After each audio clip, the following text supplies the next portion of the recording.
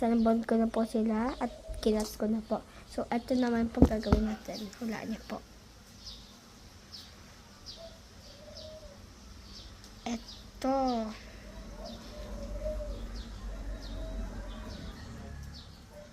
Okay, tara. Tignan natin. I will take a bullet. We got the powder. I will take a bullet. Ay, unti lang. Unti ng ingredients.